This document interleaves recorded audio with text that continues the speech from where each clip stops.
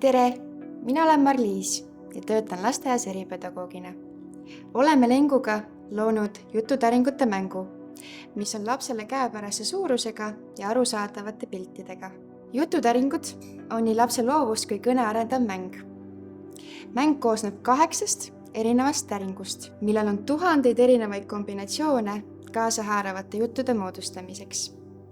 Lisaks kõnelemisele pakuvad jututäringud ka visuaalselt tuge jutust arusaamiseks. Lisaks panevad jututäringud oma ootamatute kombinatsioonidega lapsi ka kastist välja mõtlema. Täringutel on pildid emotsioonidest, loomadest, erinevatest ametitest, transpordivahenditest, ilmastikuoludest, toitudest, erinevatest kohtadest ja lisaks on üks täring täis üllatusi. Mängul on 3 raskusastet. Esimene raskusaste on mõeldud lastele, kellele meeldib esemeid nimetada ja loendada ning kes hakkab juba vaikselt lauseid moodustama. Täiskasvanu võib anda lapsele veeretamiseks täringuid ükshaaval ja saata neid lausetega, näiteks vaatame, mida politseinik sööb, veereta täringut. Seejärel nimetada koos lapsega täringul olev pilt. Jututäringuid saab kasutada ka uue teema sõnavara omandamisel või õpitud teemade kordamisel, näiteks emotsioonide tundmine või transpordivahendid. Vaata, kui palju täringuid siin on. Jah. Veeretame. Lennuka. Siin on lennuk. Vaata, kas siin on veel midagi. Veereta. Mis see on? Paat. Vaata, veereta veel. Mis see on? Tramm. See võib olla tramm. Kas see võib rong ka olla? See on tramm. See on tramm. Ratas. Ratas. Kas sul on ka ratas? Jah, on tõuks ka. Tõuks ka, vaata siin on tõuks ka. Jah. On sinine tõus. Täringuid saab ritta seada ja loendada. Mitu täringut on kokku või mitu erinevat pilti on ühel täringul. Vaata, loeme kokku. Mitu tükki on? 1, 3, 4,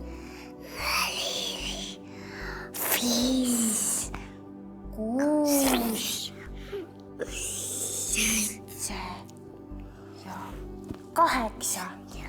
8 tükki on. Täringuid saab kasutada ka ehitamiseks.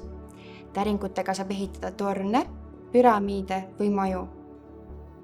Vaata, nendega saab torni ehitada. Ehitame ühe kõrge torni.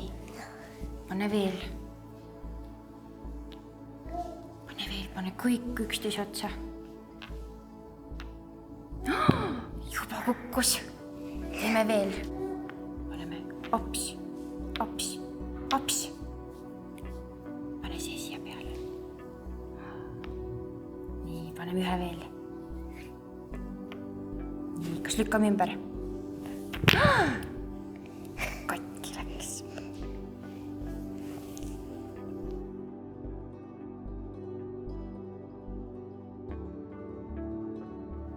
Teine raskusaste on lapsele, kes moodustab juba lauseid.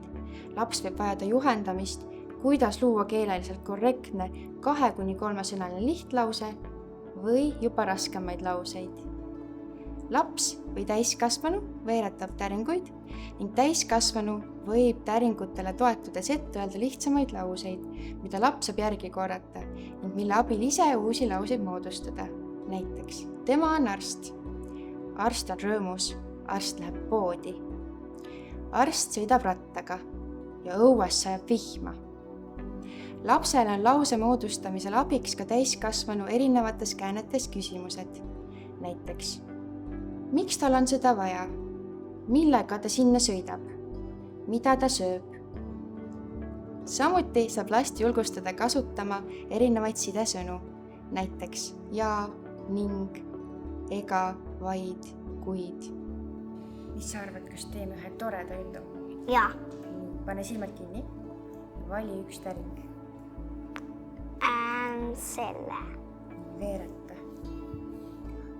Mis sa said? Boonuse. Boonuse. Aga mis boonus on? Mis sa arvad, mis see on?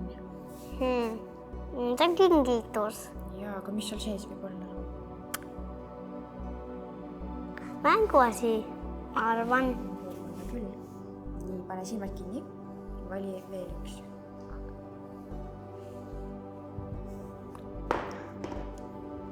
Vaatame, mis me saime. Trammi. Kes seal trammis võis sõita? Onud ja tädid. Onud ja tädid. Kas valime endale? Kes seal trammis sõidab? Ja. Valime. Veereta veel. Kooliõpetaja. Kooliõpetaja sõidab trammis. Ja, enda lastega. Ja mis tal kaasas on? Boonus, kingitus. Kingitus. Tuleb, sõidab kuskile sünnipäevale. Võib-olla küll.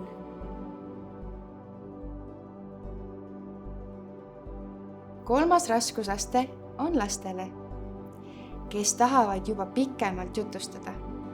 Laps või täiskasvanu võib veeretada täringuid ja laps peab enda juttu vastavalt täringutele edasi viima nii, et jutt oleks sidus. Laps võib erinevaid fantaasiarikkaid jutte kokku jutustada. Kõiki täringuid võib veeretada ka korraga ja seejärel pillale tulnud täringutest jutte moodustada. Lapse loovus saab arendada, suunates last jututäringute piltides kaugemale mõtlema. Näiteks, kas dinosaurus võiks süüa ka jäätist? Või mis oleks juhtunud siis, kui lume asemel oleks sadanud vihm? Jutustades ja fantaseerides on kõik asjad võimalikud. Teeme veel ühe põneva jutu. Selleks paneme käed ette. Kui ma loen 3, siis kukutame kõik täringud maha. 1, 2, 3. Nii, vaata, toome siia keskele kokku. Seal on ka üks täring. Mis sina arvad? Ma mõtlesin nii, et äkki köögis peseb nõusi kokalabis dinosaurus, siis tuli vihmase ilma pärast kokalaps tõuksiga ja koos jänesega ja siis ta palus isa käest jänesele porgandit. Mis sina arvad? Missuguse jutu me kokku saame? Kokk oli köögis ja dinosaurus sai porgandi ära. Sai ära. No mis selle tõukerattaga on? Kes sellega võis tulla? Kas jänes saab sõita tõukerattaga? Miks ta ei saa? Ta on liiga väike. Ja et hoides. Äkki kokk sõitis kööki süüa tegema tõuksiga. Võib-olla küll, äkki see köök oli nii kaugel, et ta jalgsi ei jaksanud käia.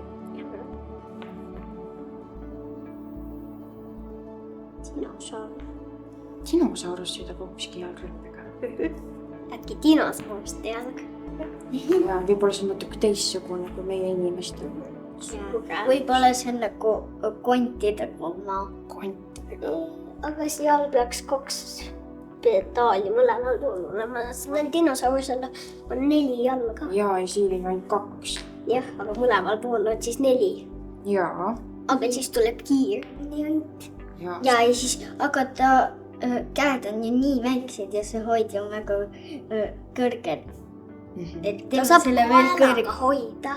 Ja teeme nagu niimoodi, et nagu see läheb väga pikaks ja siis nagu enda kaelaga hoiab seda.